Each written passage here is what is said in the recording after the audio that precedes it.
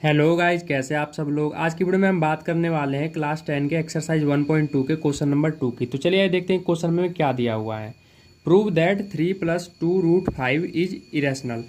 3 + 2√5 को हमें irrational number prove करना है। तो वो कैसे करेंगे, चलिए आइए देखते हैं। इसके लिए हम क्या करेंगे, सबसे पहले इसे रैशनल नंबर मान लेंगे। तो मैं यहाँ सॉल्यूशन लिख देता हूँ। Let us assume that 3 + 2√5 is rational. सबसे पहला स्टेप हमारा क्या था कि हमने इसे रैशनल नंबर मान लिया। अब हम क्या करेंगे, अब हम इसे a/b के इक्वल में रख देंगे। तो मैं यहाँ पे रख देता हूँ 3 + 2√5 इक्वल में a/b, जो कि यहाँ पे क्या होगा, a एंड b आर को प्राइम।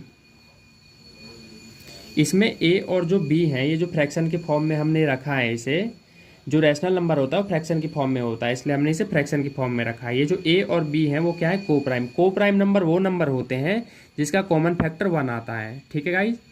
अब एक कंडीशन और लिख देते हैं कि जो इसमें बी वाली वैल्यू है नीचे की, वो जीरो नहीं होनी चाहिए, क्योंकि अगर वो जीरो हो गया तो वो इन्फिनिटी वैल्यू हो जाएगा। किसी भी वैल्यू के नीचे, जैसे मैं यहाँ बता देता हूँ, जैसे 2/0 मैंने लिख दिया, तो ये क्या हो जाएगी, इन्फिनिटी हो जाएगी। तो ये रैशनल नंबर नहीं रह जाएगा। रैशनल नंबर के नीचे जीरो से बड़ी वैल्यू होनी चाहिए, 1 2 3 सो ऑन। ये रफ वर्क में आपको मैंने समझाया है। ठीक है गाइज, अब आगे चलते हैं। अब हम इसमें क्या करेंगे, आप ये देख सकते हैं कि 3 क्या है इधर प्लस में, मैं इसको राइट में ले जाऊंगा।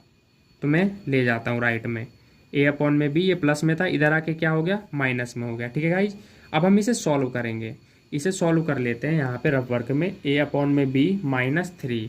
इसे हम सॉल्व करेंगे, कैसे करेंगे इस फ्रैक्शन को सॉल्व, जिसके नीचे कुछ नहीं होता उसके नीचे 1 लिख लेंगे। उसके बाद b1 जा p, a को 1 से मल्टीप्लाई करेंगे a, b को 3 से मल्टीप्लाई करेंगे 3b। तो हमारा क्या आ गया यहाँ पे, ये आ चुका है हमारा। ठीक है, ये आया है। तो हम इसकी जगह पे ये लिख सकते हैं, मैं लिख देता हूँ a -3b/b। अब आप यहाँ पे देख सकते हैं कि 2 क्या था, इधर मल्टीप्लाई में था इसके साथ, तो ये अगले स्टेप में इधर आके क्या हो जाएगा, डिवाइड में हो जाएगा। ठीक है गाइज। तो मैंने यहाँ पे ये चीज़ लिख लिया है। अब यहाँ पे मेरे पास क्या बचा, यहाँ पे बचा मेरे पास √5। अब आप यहाँ पे देख सकते हैं कि लेफ्ट साइड में √5 है हमारे पास, जो कि इरेशनल नंबर होता है, और राइट साइड में आप देख सकते हैं कि a/b की फॉर्म में क्या है, ये वैल्यू दे रखी है। तो ये एक रैशनल नंबर हो गया।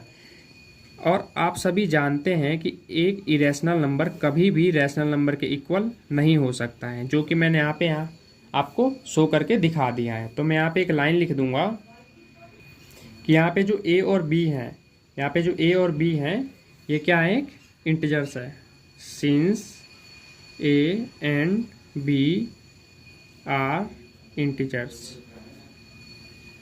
उसके बाद हम क्या करेंगे, यहाँ पे मैं ये लिख देता हूँ कि रैशनल है और ये इरेशनल है। a -3b/2b is rational, but लेकिन हमें पता है कि ये जो √5 है वो क्या है, इरेशनल है। क्या है, इरेशनल है। ठीक है गाइज। अब आप यहाँ पे देख सकते हैं गाइज कि कॉन्ट्राडिक्शन आ रहा है। कॉन्ट्राडिक्शन क्या आ रहा है, कॉन्ट्राडिक्शन ये आ रहा है कि हमने इसे रैशनल नंबर माना था, बट यहाँ पे क्या हो रहा है कि ये रैशनल नंबर इरेशनल नंबर के बराबर आ रहा है, जो कि ये कभी नहीं हो सकता है। तो मैं यहाँ पे एक लाइन लिख देता हूँ, this contradiction has arisen because of our incorrect assumptions,